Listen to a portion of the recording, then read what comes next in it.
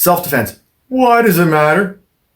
Because the bad guy has intent, purpose, they are driven, they want what you have, and they don't care what they have to do to you to get it.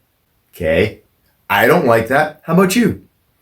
What if, with just a little bit of effort, focused right, and the right mindset, we could change all that? Like they come at you hard, and you stop them cold. Okay, you got my attention. Tell me more. Come check us out, elevation650.com. We have some free training if you want to take a bit of a sneak peek. And we are a little bit different. Maybe a little strange. We take a look at the total person, total you. So yeah, we've got the fighting, but we also have a lot of mental skills. We call them soft skills. Did I mention we're cheap? Hey, money should never be a barrier between you and the bad guy. Elevation 650, we'll see you there.